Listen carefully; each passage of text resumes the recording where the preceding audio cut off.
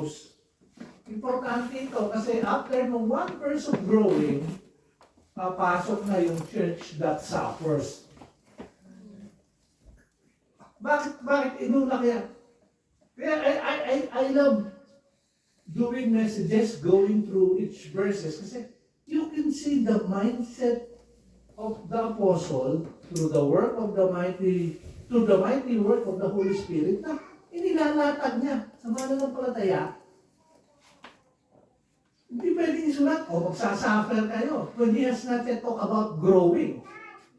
A person who has not grown, the moment suffering comes, ayaw na. Ganyan pala buhay Kristiyano. Ayoko na. So, church that grows, yun ang ating message today. One verse lang, kaya mabilis lang to. Sana. Ito yung pinag-aaralan ko. 1 Thessalonians chapter 2, 13 to 16. Kaya lang, verse 13 lang para tayo today. So, I will not read. Hati-hatiin ko na lang yung verse 13. Okay. Ako na unang point, growth starts with God's Word. Ano ba yung pinagkakakain mo para ka lumago? What is your spiritual food? Baka naman believer ka, hanggang ngayon, junk food ka pa rin. Junk food you eat, sira ang kidney mo. Maraming ganun. Mababata ngayon, mas kakakain na po ano. Pilipino ngayon. Makababago na yung sulat ni Moses. Average age 70, kung mga 35 pa lang, nagkakanaubos na dahil sa highland. So, what you feed yourself, parang very basic po yung pagsusulat sa mga Biblia. Yung physical things that you do, it reflects po. Ano ba yung food? Diba ang food? Spiritual food is the Word of God. Kaya nga yun ang sabi ni Paul sa mananampalataya. You still babes in Christ kasi hindi na pa kaya kainin yung meat of the Word. You're still content with the milk. Pag panay milk ang kinakain ng bata, bago pa mag 7 years old, sira-sira ang ngipin. So yun po. Growth starts with God's Word. 1 Thessalonians chapter 2 verse 13. Kasi about Christian growth tayo ngayon. So pag-aralan natin. For this reason, we also thank God without ceasing, because when you receive the Word of God, which you heard from us, you welcomed it, not as the word of man, but as it is in truth. The Word of God, which is also effectively works in you who believe. Kuya, paano naman?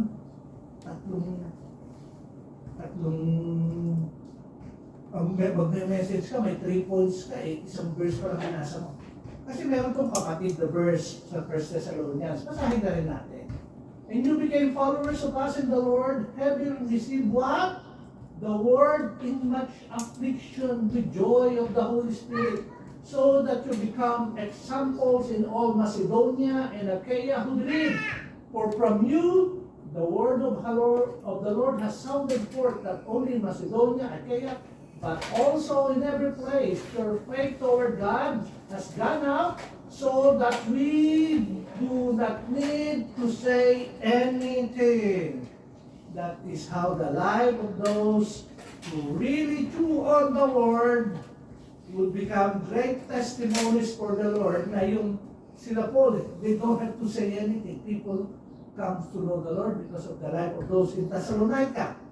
Tandaan niyo, the church in Thessalonica, there were what? Composed of those who are God-fearing Greeks and leading women of the city. Yun ang naging mananampalataya sa Thessalonica. So, they have this good, great testimony, not because, kasi mga leading people to. When they came to know the Lord, they were no longer the leading men and religious people of the town. They became the persecuted one. And yet, in the midst, they continue to grow in the word of the Lord. So, what are the things we can learn? First, we must appreciate the word of God. Kuya, what does it mean to appreciate? Kasi kinuha ko sa when you say appreciate, is to give value. Kaya na ginamit ni Paul na salita sa kanila is, for this reason, we also thank God without ceasing. So si Paul, after seeing them growing, nurturing one another, kaya nga, whenever you read for this, therefore, so, magkapatid din sa salita ng Diyos. Bakit siya? He was thankful with the Lord without ceasing for the life of those Thessalonians. Why?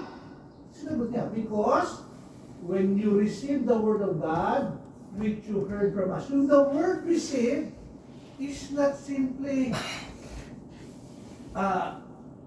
okay to, pwede.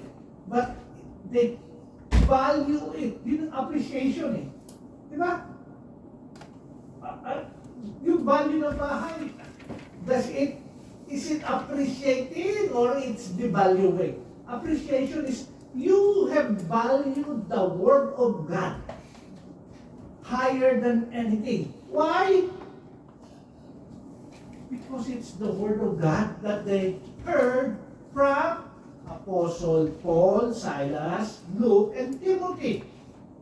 So the Word of God for us believers is not simply Bible yan. Para kang pumasok sa refrigerator, binuksan mo yung refrigerator mo, ang target mo lang ice cream. Pag ice cream lang ang laman ng refrigerator mo, dapat hindi ka bumili ng refrigerator, bumili ka ng freezer. Ice cream lang ilagay mo. Refrigerator comes with, may mga gulay-gulay dyan, may mga meat dyan, may mga milk dyan, may fish. It's everything that you need in life. That is the Word of God. You don't pick what you want. You get everything because it is needed for your life. That is how you appreciate the Word of God. Ay, ayoko ko yung basahin, ang hirap niyang intindihin. Sino ba nagsabing madali?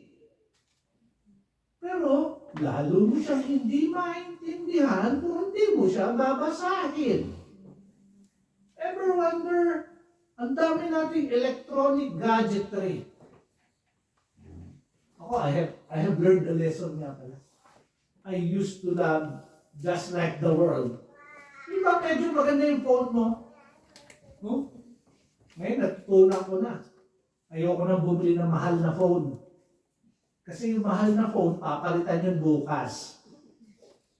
Paglabas mo ng tindahan, luma na siya bukas. Ano yung upgrade? Parehas lang. Oo, mas mabilis yung S22 ko na Ultra. Pero, mas marami rin siyang sira. Di ba? Parang ganun din tayo mga kapatid. Mahilig tayo ng ang daming features ng phone mo. Nagagamit mo ba siya? Naka-split ito nga ako. Hindi mag-camera nga ako, hindi ko masyadong alam eh. So, kung siya ginagamit, calls, text, pagpasok sa trabaho, pagtingin ng aking aplikante, 4 lang. Pero it's full of features. Para tayong ganun sa ating pag-appreciate sa salita ng Diyos. Ano lang yung gusto mong kunin? Sadly, bakit nung binabasa ko ito, it dawned on me that in Christendom, ano yung Christendom? It doesn't mean the whole Christianity, but Christendom is where we are now. Sa parables ng Panginoong Jesus, this is what He calls the mystery kingdom. Both believers and unbelievers claiming to know Christ and yet not really in Christ, Christendom. Using the word Christian but not really a believer. We are now in this world wherein some people would say, oh, I hate the God of the Old Testament. He is cruel. So we don't read the Old Testament. Some would go to the extreme. We only read the letters of Apostle Paul because he is the only true apostle. Another extreme is, oh, Apostle Paul is apostle. He is not a true apostle because he doesn't follow the old. He's saying that the Old Testament is no use. Ganun. So it's a contrast. Bakit? Kasi these people has just picked just few things they wanted out of their fridge or out of their phone. Yun lang alam lang gamitin. And when you do that, you don't appreciate the Word of God. It has become open. Actually, ang value lang sa kanya. Kasi meron akong gusto doon pero yung mga ayoko. Hindi po ganun na salita ng Panginoon. It is for us. It is the Word. It is the basis for life and practice. So, the totality of the Word of God. That's how you appreciate. Yun ang ginawa ng mga Thessalonica, kaya yung kanilang testimony is known all over the world. Both Macedonia, Achaia, and to other places. Okay. Ano yung bababasa natin? But these are the ones sown on good ground. Those who hear the word of God, accept it, bear fruit, some 30-fold, some 60-fold, some 100-fold. The seed is the word of God. Once planted in the heart, it will grow. It will mature. Paano ka sabi nag-mature? Kasi nagbunga na. Ano ginawa? 30-fold, 60-fold, some 100-fold. Mabunga ang buhay ng mananampalataya dahil sa salita ng Panginoon. O dahil sa salita ng Panginoon, dalaw lang naman yan You may hear the word of God, pero parable of the sower to pinag-aralan natin to. Why? Why is there no growth? Kasi the things of the world is starting to grab on you. Maraming weeds. Hindi na nurture na mabuti. Kaya itong mga task na ito, tinuturo ng Panginoon sa mga apostles niya. Nurture the ground so that there will be no weeds, so that they may grow. Okay?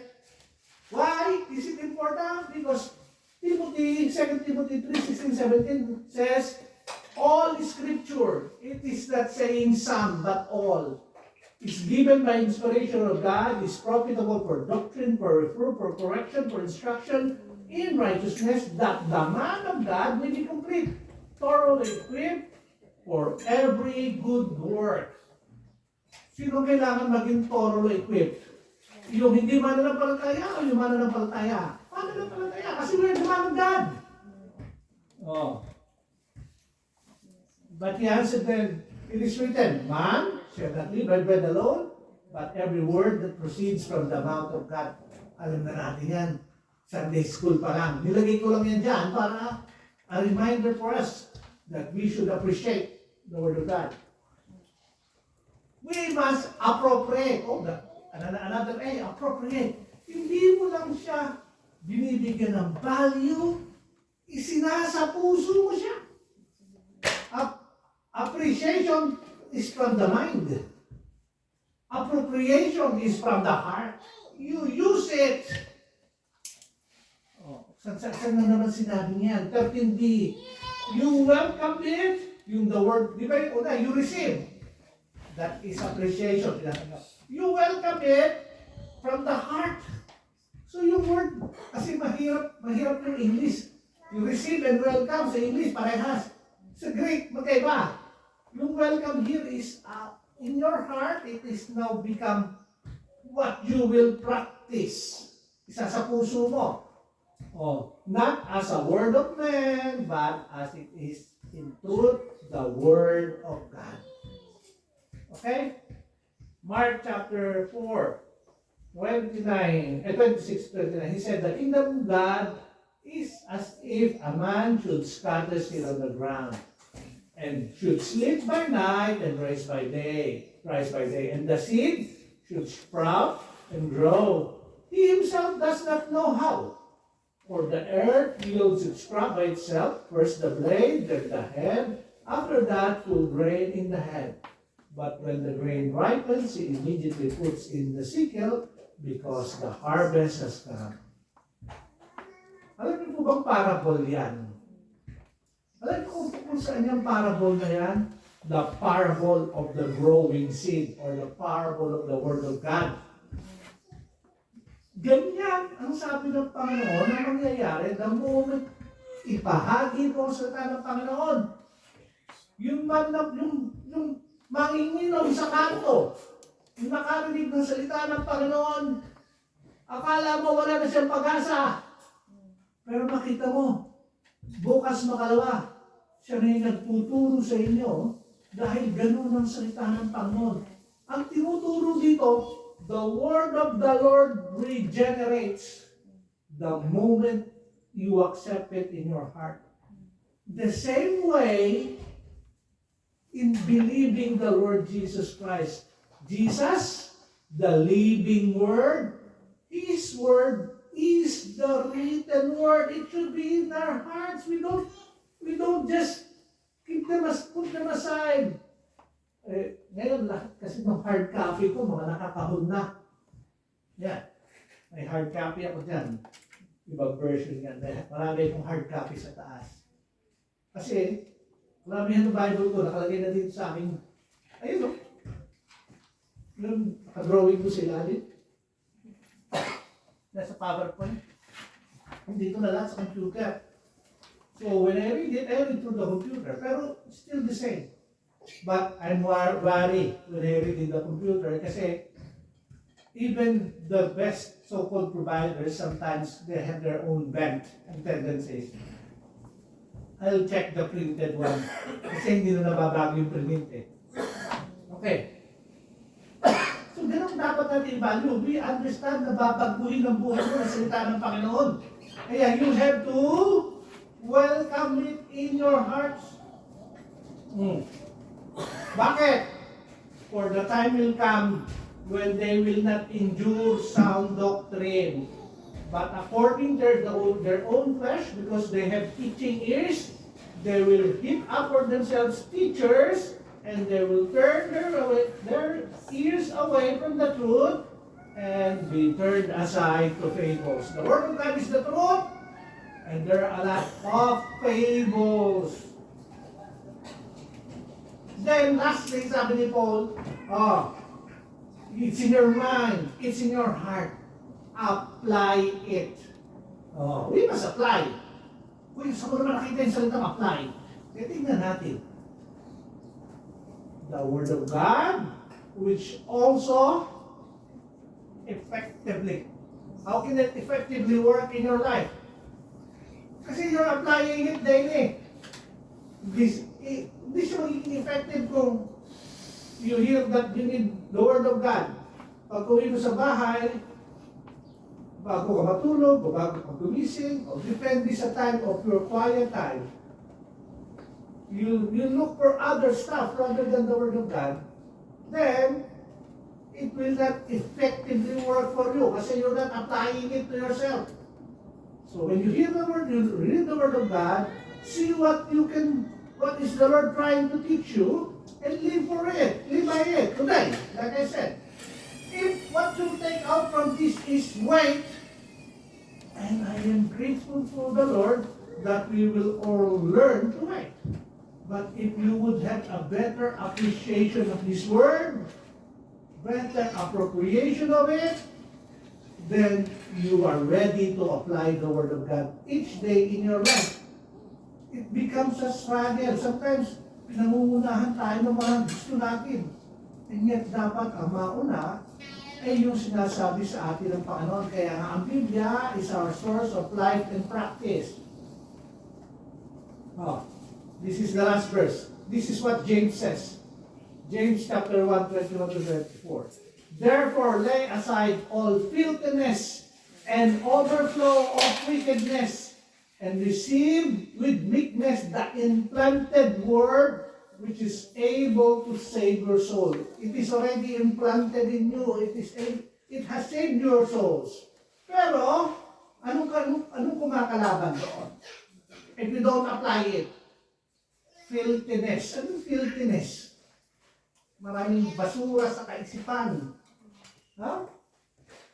Dahil maraming basura sa kaisipan, ano kasunod nun?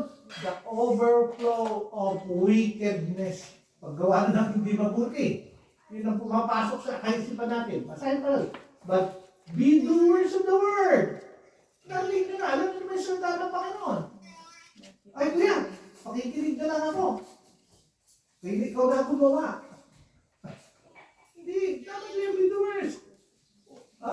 Kasi if that's how you want to live your life, you are deceiving yourself. For anyone is a hearer of the word and not a doer, he is like a man observing his natural face in the mirror. Have you tried observing your natural face in the mirror? Ang tingin mo sa sarili mo, okay, error. Di ba? Oh. For he observes himself, goes away, and forget what kind of man he was. Parang ganyan salita ng Panginoon Jesus. Pagka wala kang self-reflection and application of the word, gano'n ka. Attend ka ng church, hearer ka. Bless ako sa message. Paglabas mo, wala na. Para ka lang, hindi mo na maalala kung ano yung pagmumukha mo eh. So I hope and pray na i-apply natin as we live our lives. Because this is what? This is how you grow. Not by somebody like me trying to teach you, but the words I'm saying, you go back, you read, and ask the Lord to reveal it to you. I'm just here to expound what I have learned from the Lord. It is for you to be a good Berean. Check. But as you check, apply these questions. Do I really appreciate the Word of God in my mind that I know it is the Word of God? Not some, but all. Kasi all Scripture. Do I appropriate it in my life? Welcoming it in my heart, and am I applying it wholly as a person, as I live my life? Remember, temporary lang naman tayo dito. And people will see how we live our lives. Let's pray. Our loving God, we praise you and thank you, Lord God, for your word. I pray that truly it would cause us to be more diligently studying your word because it's the word of God. It's the truth. I pray, Lord, na we don't just read it as a novel, but we read it, welcoming it into our hearts, the very word of God. As it is written in 2 Timothy 3:16, the inspired, which is the very word, the very breath of God, us receiving it daily when we read your word. And I pray, Lord God, that by applying it each day, the many filth that this world is trying to give us would be prevented, and that wickedness will never be seen in our lives because we are applying your word with meekness and diligence. I praise you and thank you, Lord God, for each and every one of us here. Continue to bless us, Lord, as we live for you. Pray, Lord God, that you protect our brothers who are traveling, going back to the West Coast. Be with them, Lord God. May your traveling mercies be with them, and that as they travel, Lord God, as they arrive in the West Coast, there will be salt and light to that world. We are all living in a dying world, waiting for your appearing. I just pray, Lord God, that as we wait, we will wait faithfully to you, for we have the Holy Spirit that lives in us. We praise you and we thank you, Lord God. In Jesus' name we pray. Amen. Amen.